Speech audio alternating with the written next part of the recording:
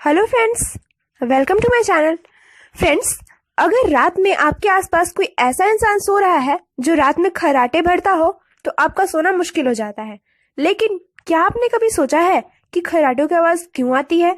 दरअसल होता यह है कि व्यक्ति सोते समय नाक की जगह मुंह से श्वास लेते हैं। इसका कारण कुछ भी हो, पर सांस लेने का यह स्वस्थ तरीका नहीं है और खर्राटों की मुख्य वजह भी यही है। जब मुंह से सांस ली जाती है तो यहाँ तेजी से अंदर की ओर प्रवेश करती हुई हवा ऊपरी तालू के पिछली ओर मौजूद इसके सेंसिटिव पार्ट में कंपन पैदा कर देती है। इस तरह के निकलते घरघराहट के अप्रिय स्वर को ही वास्तव में खर्राटे का नाम दिया गया है। माना तो यह भी जाता है कि कभी न कभी हर व्यक्ति धीमे या जोर से खर्राटे जरूर लेता है। हाँ, पुरुष निश्चय ही महिलाओं और बच्चों की अपेक्षा अधिक खर्राटे लेते हैं।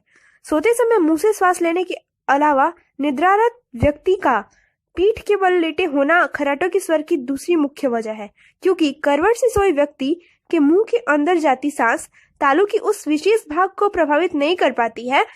ऐसे में वहां कोई स्वर नहीं उपजता। हाँ, उम्र बढ़ने के साथ साथ खर्राटों में वृद्धि की संभावना जरूर बढ़ जाती है, क्योंकि ऐसे में तालू की मांसपेशियां यानी कि मसल्स ढीली होकर अपनी पकड़ छोड़ती जाती हैं, जिससे अंदर की हवा प्रभावित होकर साउंड प्रोड्यूस कर देती है। फ्रेंड्स, अगर आपको हमारा ये वीडियो अच्छा लगा तो इसे लाइक और शेयर करें और हमारे चैनल को सब्सक्राइब करें। Thank you.